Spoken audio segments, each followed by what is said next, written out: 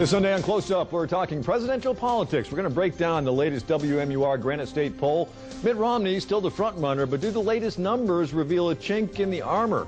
Then he watched the Newt Gingrich campaign basically implode. Now he may be helping Rick Perry prep for a presidential run. Dave Carney will be here in the studio. Morning, everyone. Thanks for joining us. I'm Josh McKelvin. Well, 7 months or so before the primary, polls that candidates insist that they're not paying attention to, well, they start to become more and more important. The latest WMUR Granite State poll shows another large lead for Mitt Romney here in New Hampshire. But the story just may be what's happening outside of that poll position. Second place, of course, has been a dicey position to be in over the past year. Newt Gingrich was there just 1 year ago. Seems like a long time ago, doesn't it? Back in the fall, Mike Huckabee held that spot. Then in April, you may not have heard of this guy, Donald Trump. But now is Michelle Bachmann. She's surging, but is she ready to hold on after flying out of the gate in a strong performance during the debate? That's one of the issues we're going to be talking about this morning with Andy Smith from UNH Survey Center and Republican strategist Mike Dennehy. Gentlemen, thanks for joining us. Thank you. So let's start with Bachmann. Andy, I want to start with you. I mean, so what do the numbers indicate when it comes to Michelle Bachmann? And can she hold this? Well, she's up to 12%. I think you're right. She came off of a good debate performance. More importantly, she got a lot of really good press coming off from that debate performance. So people paid more attention to her. She's also somebody that more conservatives in the state are looking for. Mitt Romney fits in really well with most of the voters in the state who are moderate northeastern Republicans. But there is a good block of conservatives out there that are looking for that conservative candidate. And there have been a lot of people that have floated up there. She's now, I think, the flavor of the month among the conservative groups within the state. But she's also, I think, benefited from a tremendous amount of good publicity. We'll see if it stays up. Yeah, so strategically speaking, Mike, what should she do to kind of maintain that momentum that she has right now? Well, first thing, in this survey, and in any survey, what strategists and campaigns look for is the image among what they call base Republicans, which is conservative, strong Republican voters. And among that segment, which is more than half the sample in Andy Smith's survey, is Michelle Bachmann's image is almost equal of that of Mitt Romney, which is phenomenal. Her image is growing at a frenetic pace positively for her, which is a great sign that her campaign's going in the right direction. Romney's obviously holding steady. What Bachmann needs to do now is capitalize on it, as she appears to have been doing, building her organization, putting together a good staff, and start visiting more, doing all the traditional campaign tactics that candidates should be doing. Sure. Go ahead. The absolutely key is building that campaign organization. This is what the campaign should be doing now, but it's not the kind of sexy thing that people see, and it's the kind of thing that a lot of press don't like to cover because it's hard. It's really difficult to see whether an organization is good. But that's a critical thing that every campaign should be doing now, building their organization and raising money. And I imagine time is somewhat critical here. You don't want to let that momentum die out and become yesterday's news without keeping that going. And it doesn't appear to be dying for Michelle Bachmann. There's good news coming out of Iowa with polling there, and this is the third poll in a row that has shown Michelle Bachmann in double digits. All right, let's talk about the second-tier candidates there. A couple of guys that spent a lot of time in New Hampshire. Tim Pawlenty, Rick Santorum has been here. Even John Huntsman, we'll put him to that mix because his numbers, all three of their numbers, Andy, I mean, you're looking at them right there. 3% for Tim Pawlenty, John Huntsman to 2%, Rick Santorum. I mean, they combined for about 30 trips to New Hampshire. Obviously, the lion's share goes to Pawlenty and Santorum. I mean, what does that tell you? A couple things. First off, voters aren't paying much attention to those things now. Activists are paying attention to the campaign visits, but not the voters. It's summertime. We got better things to do. You still need to start moving the needle. True. You do. Another thing that's different this time around than 2007, 2008 is that nobody's advertised yet. Nobody's gone on television. And if you really want to get a big boost in your numbers, going out and campaigning door to door is good. Campaigning in small groups is good. But you really got to get the press, and you can either get it by having local TV, local newspapers cover you a lot, or you do it by advertising. And we haven't seen anybody advertise yet. I think that's what if any of these 3 or 4 mid-tier, lower-tier candidates want to get a boost, they have to start going on TV. Given these latest numbers, Mike, Tim Pawlenty in particular, do you think now the focus is going to be on Iowa? I do. A couple of things. First, it's clear the campaign is starting to take shape.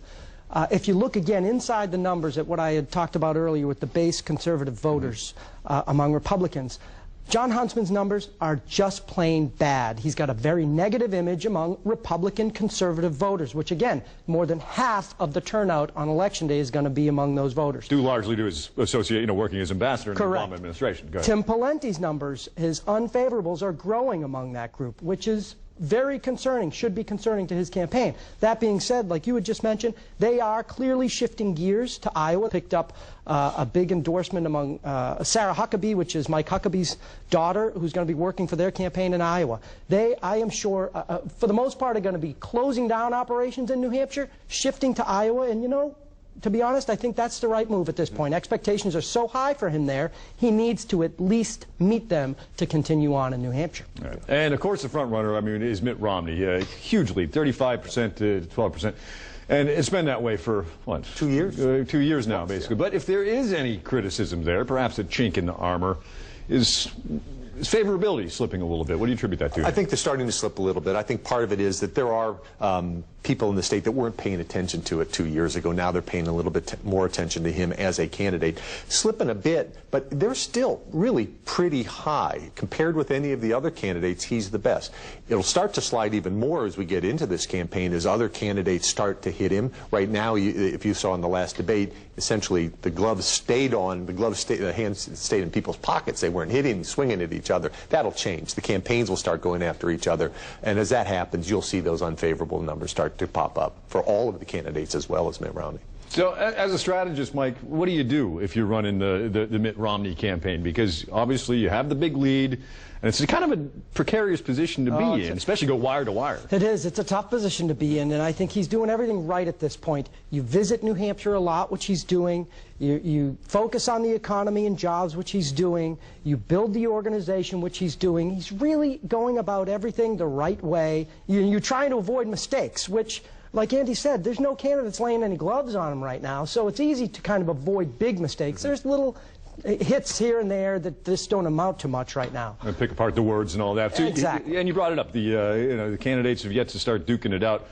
When would you expect to see someone to start throwing a Hail Mary saying, look, these poll numbers, I'm not getting any traction or something? Well, there's, it continues to be an undercurrent of unhappiness with the Republican field, which is why there's a lot of talk still about Rick Perry. That, I think, indirectly affects Mitt Romney.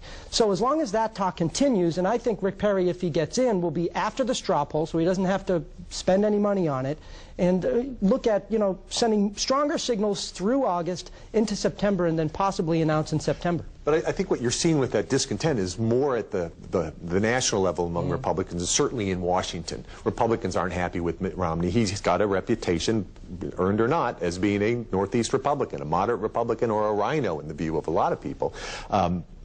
Republican in name only. Republican name only. Sure. Yeah. But what we've seen is a lot of the candidates that have been kind of floated by, I think, D.C. Republicans, they don't have any real standing within New Hampshire, and I think that's a critical thing.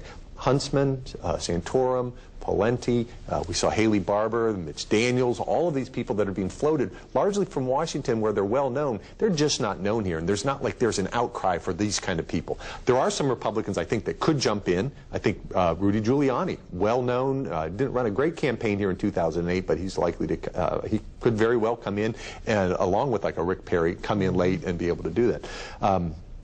I want to ask you about the Rick Perry number, because that surprised me when I was looking in the poll. I mean, the Tim Pawlenty and the Rick Santorums, they've been here, and yet Rick Perry, Texas governor, polls at 4%. Not high, but certainly more than you might expect. Was that a little bit surprising to you? A little bit surprising, but again, the press coverage for the last 2 or 3 weeks has been, will Rick Perry run or not? And for people who are following the campaign, and it's a small number of people that are intensely following it. But the press coverage was like that for John Huntsman, too, even longer leading up to that. Rick Perry doesn't have the Obama problem. Yeah, that's true. Very good point. So, big difference. All right. Yeah, go ahead. One thing I'll say that I think is very significant, which Andy didn't mention about his own polls, the 19% are undecided, which is, it's the largest amount since the polling began in 2012. Polling in 2009 when you started. We're seeing that it's really in flux. So I think that's more evidence that there is room for another candidate like a Rick Perry, and probably what he's looking at as he weighs his options. And there's really no downside for Rick Perry. He's just been a re-elected governor, and he can stay governor as he runs for president. The LBJ rule. The other thing with that is that you got to remember, people don't make up their minds who to support until the very end. This is a primary. It's not a general election, so you don't have those party cues in there that really pull people to one candidate or the other. So it's like choosing a flavor of ice cream for a lot of the voters who aren't really interested, they aren't really energized in the race, but they're going to vote. They'll pick somebody the last couple of weeks. Yeah, it's funny how quickly things change, too. I mean, we spent the last few months wondering who's going to get in the race, And we still are to a large extent, but now we're going to start to be wondering who might be the first one to drop out of this thing, and certainly, I mean, the numbers for Newt Gingrich, just bad, 11% last year, second place, now he's at 1%.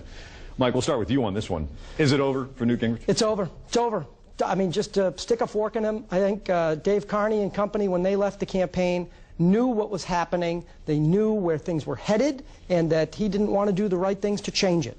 And he's continued to deteriorate even since that happened a few weeks ago. So I just think he would be smart to end it now, rather than prolong the inevitable. His net favorability ratings among Republican voters This is an amazing number right here. It's down to minus 37%. 62% of likely Republican primary voters have an unfavorable opinion of Gingrich. You can't build that back up. And so, in your opinion, strategically speaking, there's nothing that he can do at this point. It's not like he can jump in the car and go to Iowa and be like, stay in there for a while. So. No, you know, ironically, he did just sign up a very strong person in Iowa to help his campaign. But it doesn't matter. You could sign up, you know, you could sign up any former governor, Judd Gregg, for Bacon. Right, it wouldn't matter. We have a couple of minutes left. The Ames straw poll is coming up, obviously, in just a few weeks. Which candidate, in your opinion, is this most important to? Tim Pawlenty needs to win the Iowa straw poll. Plain and simple. Michelle Bachmann beats him there. Pawlenty's done. Yep. Yeah. And Michelle Bachmann's, I think, is the real deal. She's got things going on. She's got momentum behind her. And she clearly has, I believe, taken the lower tier numbers from Santorum, from Herman Cain, from Newt Gingrich. She is growing and taking from that real conservative wing of the party and but she's got images, by the way. Her image among independent voters is strong too, and all those signs are really a strong indication for her candidacy. The one thing that she really has compared to any of the other candidates is real charisma. Yeah, yep. She's got that spark, she's got that ability to energize a crowd just by showing up that the other Republicans, including Mitt Romney, don't have. Let me ask you this, because we only have about a minute to go. Does her emergence effectively signal the end of a potential Sarah Palin run? Oh, I just don't think Sarah Palin's going to run, period. So I guess the short answer is yes. Okay. And the numbers weren't very favorable for Sarah Palin. No, the one question we asked in the poll was, like, if you ruled anybody out, that shakes By up. far, number one, Sarah Palin is the one Republican candidate that Republican primary voters will not vote for. She's number one. She's even less favorable than Newt Gingrich on that matter. All right. Well, it's going to be interesting to see how things shake out moving forward. Any surprises? Quick predictions? What you might expect in the next couple of months? A Rudy Giuliani, maybe? I don't think Rudy's going to run either at this point. I think the surprise will be Rick Perry announcing his candidacy for president. Andy? I wouldn't be surprised at that. I would still think that Giuliani might jump in. He's another guy who doesn't have to get in early. He can get in next fall and still be a formidable candidate. Well, we do know that both are watching this very closely. Gentlemen, thanks very much for joining us on the program. Thank you. Thanks, Adam. All right. Now, Mike Dennehy, by the way, is one of the biggest free agents on the political markets these days. But we're going to be right back with another one, as we mentioned. Dave Carney, the Gingrich campaign, and the Perry campaign, question mark.